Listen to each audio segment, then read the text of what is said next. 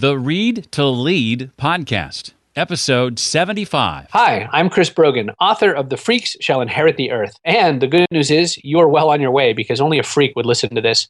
It's the Read to Lead podcast with my friend Jeff Brown.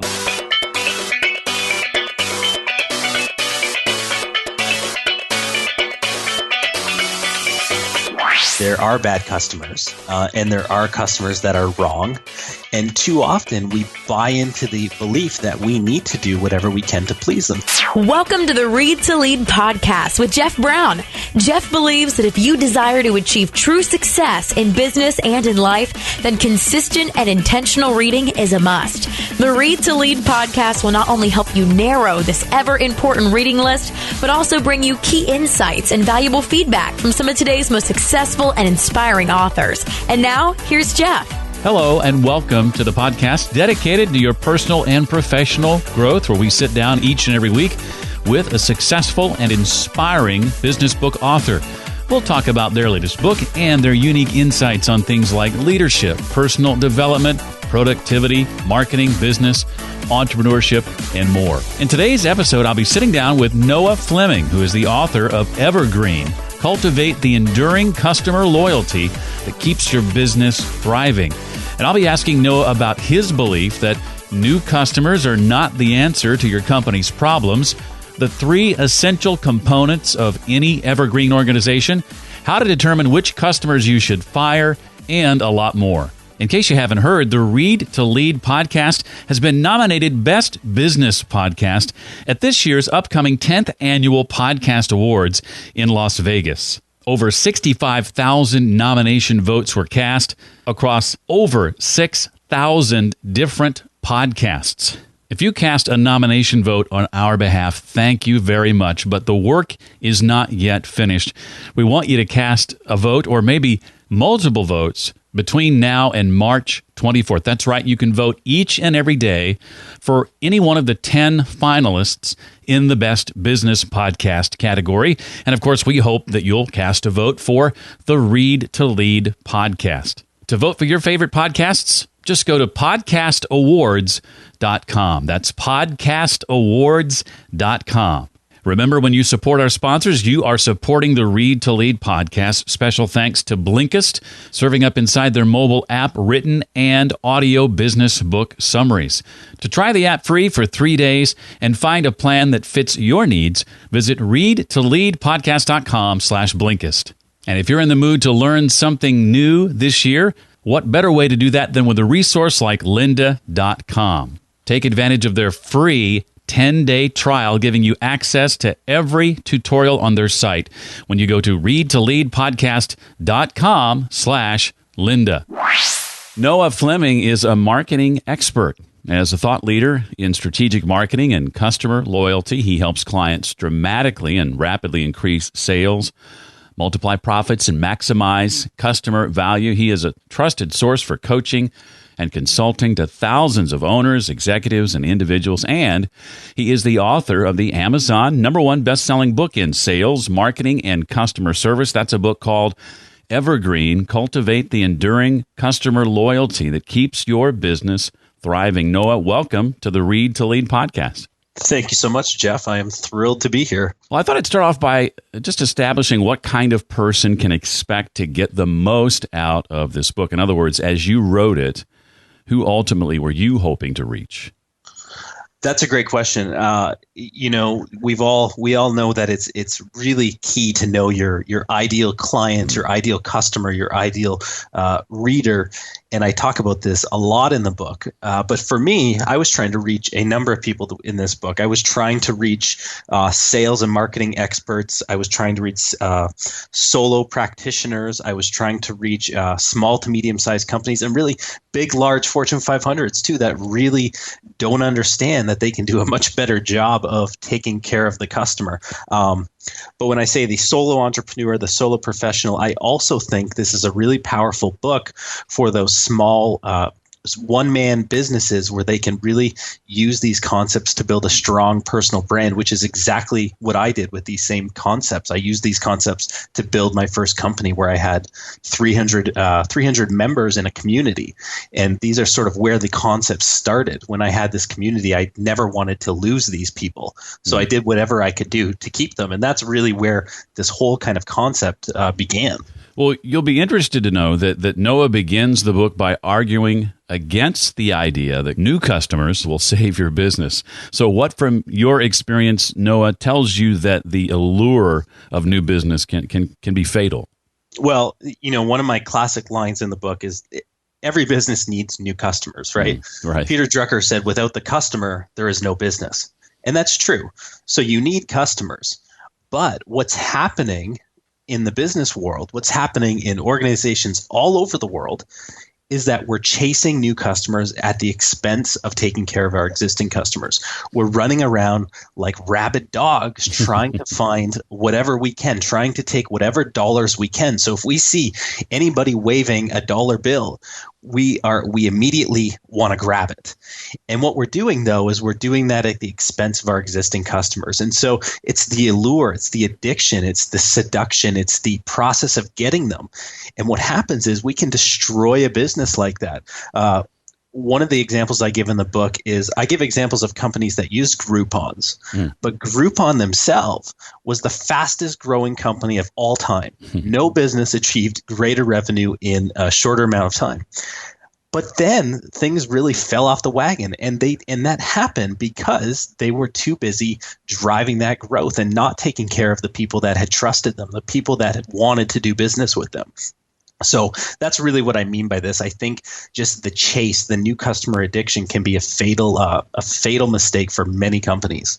And there were companies, too, that leveraged Groupon. You give some examples. I think the bakery is the one that comes to mind that overnight, 8,500 new customers. And now what do you do? Well, right. We start the book starts with this story about Rachel's Bakery in the UK, and Rachel was allured by this idea that she could generate a massive flood of new customers overnight. And so she took on the Groupon, and as I said in the book, it worked, but it worked a little too well. So I think it was 7,500 Groupons were sold. This was a bakery that had a well-established client base. She had well-established clientele, and suddenly she was flooded with new customers. And what happened was the existing customers were disappointed, and the new customers were disappointed because there was slow wait time. She didn't have the staff. She wasn't prepared. The quality suffered. So she actually made a quote that she said, "This was the worst business decision I ever made." And when you think about it, how many of our eyes light up when somebody tells us, well, what if I could give you 7,500 new customers tomorrow, right? I mean, we'd all want to take that chance, but there's a better way. Be careful what you wish for. That's exactly it. Well, in Chapter 2, we're introduced to the 3 C's, which Noah calls essential components of any evergreen organization. So, Noah, let's start with defining the first of the 3, called character. Sure. So character is a concept to describe why you do what you do. So in Simon Sinek's great book, it was called Start With Why, which I'm sure many of your listeners know exactly what this book's about. He said that the best organizations in the world start with why. They start with why before even thinking about the what. So the concept of character in Evergreen is really about taking that concept of why to a much deeper level, a much more actionable, implementable, tactical level. So you can really learn about your character, really learn to define your character and take specific steps to really tell that story, to really engage why and bring it out into the world. So I believe that customers want to connect to a brand that has a story or a message or something bigger than the product or service itself. So if you want to keep them for life, if you want to keep customers for life, which is the concept of loyalty, then they have to be continuously interested in the story and being part of that. So one of the things I mentioned earlier was, why is this book important for someone like a solo entrepreneur or a one-man consultant. It's important because that one-man consultant or that one-man entrepreneur is only going to be able to give so much great material, only going to be able to provide value from an expertise standpoint for so long. So character is about building a story that customers want to be a part of. So again, I mentioned my own community.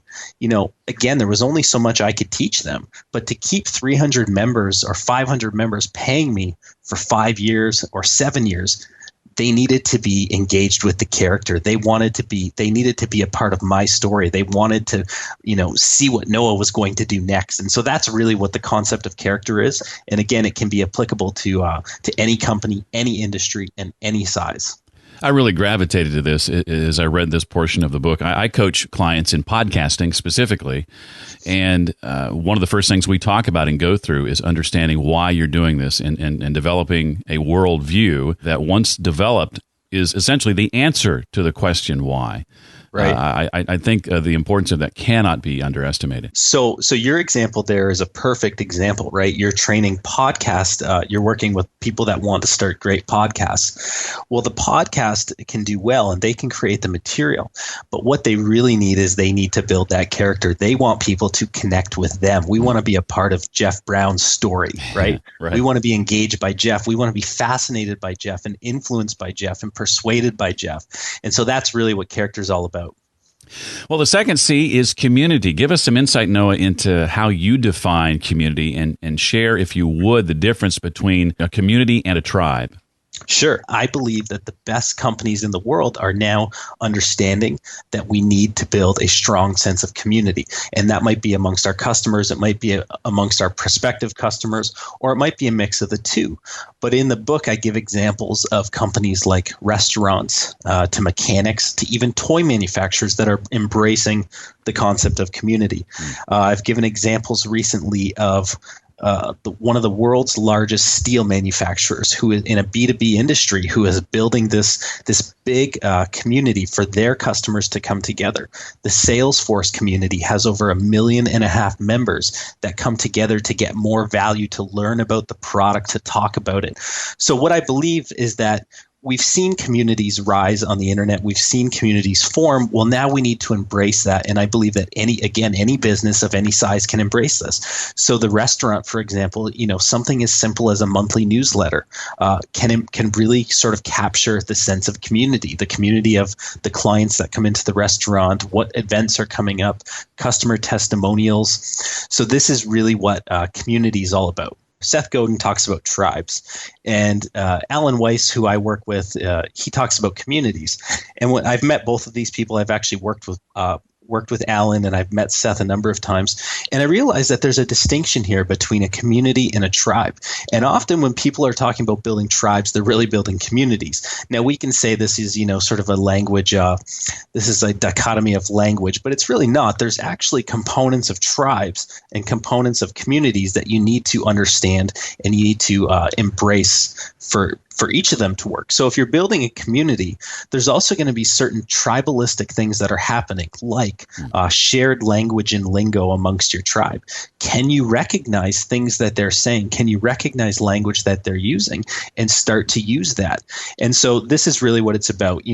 I'm not saying one is wrong and one is right. I'm saying they're both right, but they're different. And we need to understand how to use both, because tribal aspects, things that are tribalist, they're what really get customers to never want to leave the community. But communities are open. Communities are welcoming to others, where a tribe by definition is closed. A tribe by definition is, it's very hard to become a part of. So that's sort of the distinction there. I believe that we need to bring people in, but understand those very specific tribalistic components that can really influence a person to stick with you for a long time. Let's examine the third and final C. It's what you call content. Now, it sounds obvious, but by your definition, what is that exactly, and why is it so important? I define it a little bit differently. We've all come to know content as the thing that we write, the thing that we produce, the blog post, the article, the story, the book. That's our content. So that you talk about content marketing. Well, what I believe is that all of that now becomes your content, but so does your product or service. So it's really the shorthand that I use to describe whatever it is you give for money, whatever it is you give to people in exchange for money. So again, content is no longer enough to bring customers back again and again and again and again. It's no longer enough to build what I call, this legitimate, true customer loyalty. Customers want more. And so that's where character and community come in. They come in and they prop up your content. They build it up. They make your content more emotionally engaging. And so customers want to, again, they want to stick around. They want to use it more. And it's not just the delivery of some product that I've paid for. There's so much more going on there. And that's really the key to really engaging with your customers and really wanting them to, stick and be a part of something bigger. Well, what are some of the tips, Noah, you can share to help us know when more content is better and when it isn't? This is a really great concept, because what happens is in most companies, if business isn't doing well or we're not seeing the return type of business we want, our immediate default is, we must need better content. We must need more. We must need to give more stuff. So this was largely evident in the subscription paywall membership site world, where I did a lot of work with different companies. Whenever they saw an attrition issue, whenever they saw customers leaving, the default was, well, we need to give them more, because if we give them more, then they're never going to leave. But what happens is more actually can be a deterrent. More can create confusion. More creates what I call the messy closet theory. And so simplicity, organization, that's really where I think content can really shine. If you look at some of the great companies over the past few years, companies like Google, right, where it's just a search box. And there's a great story about this where the and I believe Seth Godin talks about this, where one of the designers, everybody wanted to add things and everybody wanted to add more stuff to the page. But she just pushed for this. It's just got to be this simple box where you type in what you want. I give examples of the book, companies like Dropbox, where for a long time their website was very simple. It had two very simple boxes or two sort of options, so it's very clear what you need to do. Too many companies believe that more is better. The more we give, the more we pile on, the more we're going to get customers interested. But it's a mistake. And so, it's really about thinking about, how do we organize what we give? How do we make it more interesting? How do we make it more appealing? And how do we, stop defaulting to just thinking more is the answer? For a great example of winning by paring down, I think we need look no further than Apple, right? I mean, there's the best example of that. Yeah, I mean, Apple's one of the easiest examples, and I've been making this joke recently that it seems like there's a rule that in every business book now you must talk about Apple, and so I have broken this rule, or I've fallen into this rule, and Zappos is another one. I think there was 350 books with Zappos in the title when I wrote this book, and there was 4,000 books that mentioned Zappos. So I've added to that. But you're right, paring down. I give a number of hilarious stories about this, but just buying a car, for example, right? It couldn't be any more confusing than it is. There's so many options, there's so many models, there's so much to choose from. And I think car companies like Tesla, for example, who we're seeing where, they give you two options, right? It makes the decision far more easy for the consumer. And I give this hilarious story about my father-in-law who, he actually paid more to have a car with everything taken away because it was just overwhelming to him. There was so much to choose from. You can have any color you want as long as it's black. Isn't that what Henry Ford once said? The book is divided into two parts, and in part 2, Fostering Growth, Noah suggests that the customer lifetime value model is broken. So Noah, why do you believe that to be the case? And how can we begin to fix that issue? Well, the biggest issue with customer lifetime value, and I actually, at the end of that chapter, I say, if you just take a traditional customer lifetime value model and that's all you have, that's better than nothing. But the reason that it's broken, the reason that it's a problem, there's a couple of issues. First is that we're basing many companies are basing all marketing decisions, all advertising decisions, all sales decisions, and even many operational decisions just on that number. So they believe, if we know the customer lifetime value of our average customer is $100 or $1,000, then we know exactly how much we can spend to get them. We know exactly how much we can spend to take care of them. The first big issue is that you have to start realizing that you don't have average customers. You may have customers that follow similar behavior patterns where you can create an average. But treating your customers as an average sort of amorphous blob where you can make all these decisions based on that number, I think is a mistake. The second mistake is that many companies don't understand what the lifetime really is. So what does that mean? When is a customer no longer a customer? So if I buy something from a retail shop in the town where I live today, and I don't go back for a year, am I still a customer? If I don't visit a restaurant that I like within 60 days, am I still a customer? And the answer for many companies is no. And so we believe that even though we've got their email or we've got them on a list, that they're still a customer. But the reality is there's not. So everybody has a different lifetime, and you need to know what that is for your company so you can truly understand when to take action and try and bring a customer back, when to take action and realize that you're now in a reactivation state where you've lost the customer. So again, if I haven't visited a restaurant in 60 days, we could probably make the case for many restaurants that I'm no longer a customer. And so now they're in a win-back mode. Now they've got to take reactive sort of steps to win me back. Whereas I'm suggesting if we start to look at the proactive and start marketing to people on a day-to-day basis, understanding when that sort of timeline expires of the quote lifetime, then we can take action to make sure we're trying to drive them back in that time. Loyalty is a function of day-to-day marketing, but loyalty is also generated through repeat behavior. And it's almost like a habit, right? We need to work to develop those habits, bringing people back on a regular basis, understanding when they should be buying again, and understanding when there's a problem that needs to be fixed. Well, when I was a boy, my dad ran his business on the mantra, the customer is always right. And in Chapter 8, Noah gives us permission to fire the bad customers. How can we determine which customers we should fire, Noah? Well, first of all, that's been sort of the business motto for, as long as any of us have lived.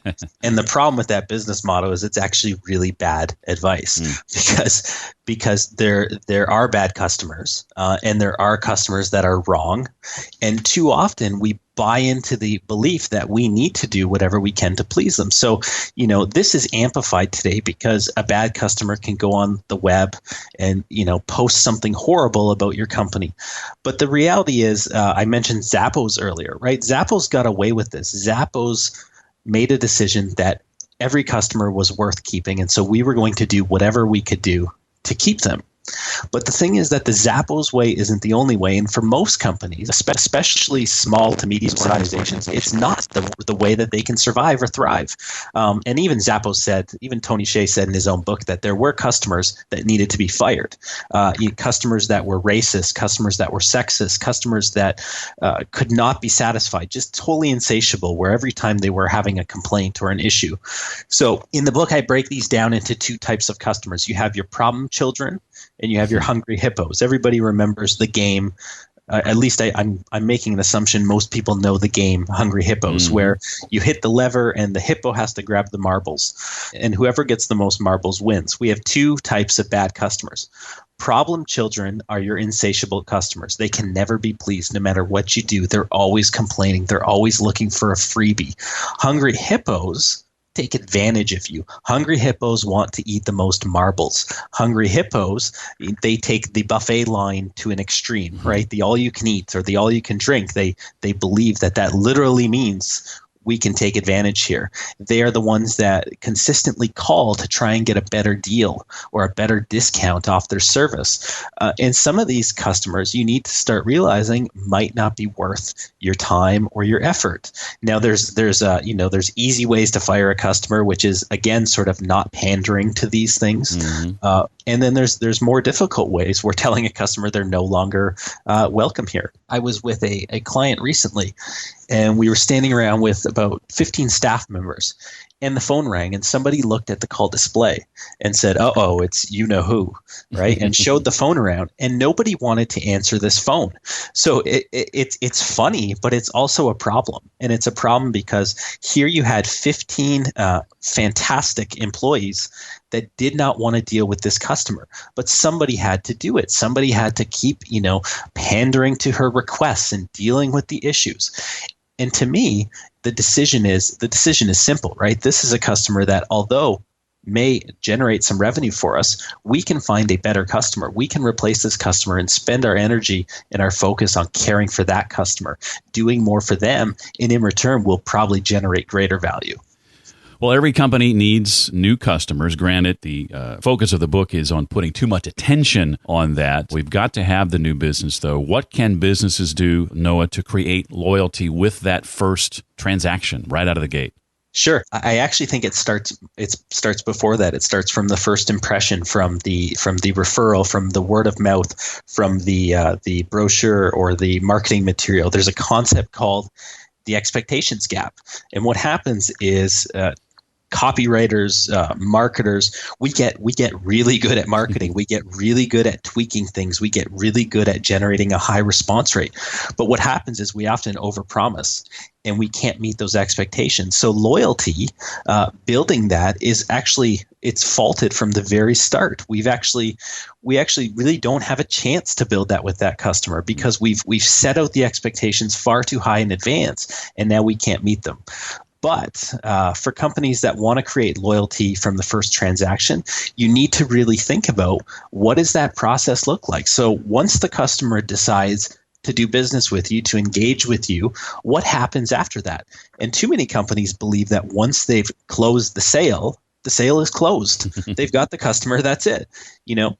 And again, marketing, which I talk about in the book, I mentioned the marketing equilibrium is really the equal balance of getting a new customer and keeping that customer. That's marketing. So what happens after that marketing process? There's a lot of web companies that engage in really great onboarding processes now. How can you take these offline to other companies? How can you embrace the same sort of onboarding process with your customers? And I've worked with companies in, again, various industries that can take a similar approach to that customer. So right after the first transaction, we're working hard to keep them and start building that relationship. And that's really the evergreen way. Well, Noah, before I move on to a couple of questions that aren't directly related to the book, is there anything else from the book you want to make sure we know about? Well, one of the things I often say is that loyalty, even though it's in the subtitle of my book, it's actually a term that I find is really misunderstood. It's ambiguous. And what I find is that a lot of companies, they believe if we provide good service, if we provide what we promised and they give us the money and we give it to them, then loyalty is to be expected, right? Customer loyalty, there's too many misunderstood expectations that it's up to the customer to be loyal. And that's not how it works. It's up to the business to nurture and to foster and to create loyalty. So that's really the key. The second key is that this can be a true profit center and needs to be treated like one. And it's just in too many organizations that I work with, it's not. It's not treated like something that they can measure or something they can see the tangible impact of. But I can make a dozen or more cases. I can make 1,000 cases of examples of this where it does turn into increased profits, increased revenues. And it's going beyond more bad advice, which is that concept that everybody says, well, it's easier to care for an existing customer than it is to get a new one, or it's 10 times cheaper to take care of our existing customers than it is to get a new one.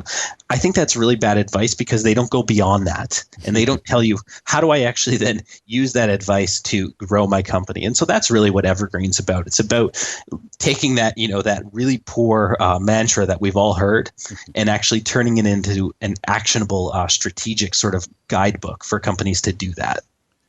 Well, as you no doubt know, Noah, the focus of the Read to Lead podcast is to encourage intentional and consistent reading. And so I'd love to ask for you to name for us a couple of books that you've read or are maybe currently reading that have impacted you, and share why or how those books have impacted you as they have. Sure. I think Peter Thiel's 0 to 1. I don't know if you've read this book, but I have not. No. I thought it was a fabulous book. He was the co-founder of PayPal, I believe. I hope I have that right, and a couple other very large companies. But in 0 to 1, he talked about that, we believe that there's nothing new under the sun. And Peter believes that there's plenty of new opportunity under the sun. So trying to be the first to market, trying to be number one. So thinking way outside the box. How can you be more innovative, more unique, and come to market faster, more interesting, and quicker than everybody else? I think it's a fabulous book. Another book that I'm reading right now, which isn't a business book, but it's Atul Gawande's new book, which is called Being Mortal. And this is he wrote a great book called The Checklist Manifesto, which was his first book. I think it was his first book. This is another book out now, and it talks about it's looking at how we try and prolong life, and senior citizens that are dumped into homes and kept on life support, or just sort of living this reality. And what he's found is that the happiness is gone, and we know this, but he's trying to figure out what are the solutions, what really matters in the end. And I for some reason this book fascinates me, and it's a really simple read, and I'm really enjoying it. So those are two books I'm reading at the moment. Well, I want you to think for a moment about legacy. Noah, 100 years from now, ultimately, what do you hope to be remembered for?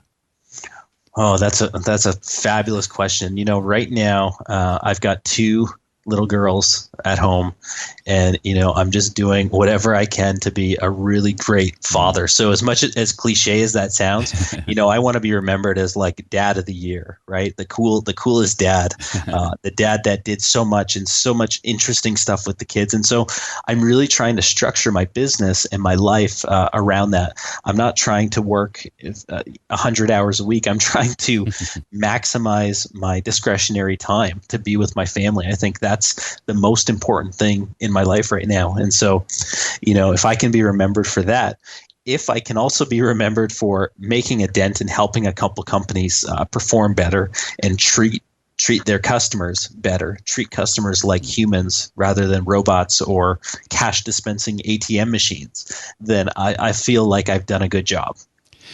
Well, now that the book is out, what's next for you? What are you working on now that's getting you excited to think about? Well, I'm actually thinking about my next book, and I'm thinking about what that's going to be and where I can take that and how I can expand upon these evergreen concepts. And so I really want to take a deeper look at the customer experience and what happens when that customer actually becomes a customer, not just from a marketing standpoint, but actually in the process of them doing business with us. And again, there's 1,000 books on customer experience, but I've got some really interesting things up my sleeve that I can bring from my own experiences to other companies. So I'm really kind of excited and jazzed about that right now.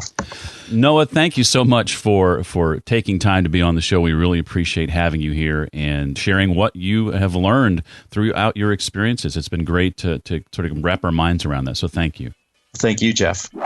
One of my favorite business book authors, Seth Godin himself, has endorsed Noah's book, saying that Noah has an innate understanding of what makes a business thrive. If you'd like to network with Noah, one great way to do that is on Twitter. He's at Noah Fleming on Twitter. That's at Noah Fleming. And everything you'd like to know about Noah, his new book, the resources, links, and other items we talked about can be found at the page created especially for this episode. And you'll find that at readtoleadpodcast.com/075 for episode 75. Remember our sponsors, Blinkist, found at readtoleadpodcast.com/Blinkist, as well as Linda, found at readtoleadpodcast.com/Linda. When you support them, you support us at the same time. And finally, if you have a moment today, and for that matter, every day through March 24th, 2015, consider voting for the Read to Lead podcast as Best Business Podcast. To do that, just go to podcastawards.com. Well, that's going to do it for this week. I look forward to seeing you next time for the Read to Lead podcast. Thanks so much for listening to the Read to Lead podcast. As a subscriber, we challenge you to be more than just a passive listener. Become a vital member of the community. Visit us on the web at readtoleadpodcast.com. Until next time, remember, leaders read and readers lead.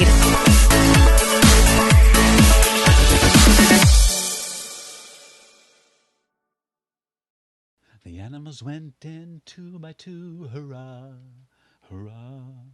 The animals went in 2 by 2, hurrah, hurrah. The animals went in 2 by 2, the elephant and the kangaroo, and they all went into the ark for to get out of the rain.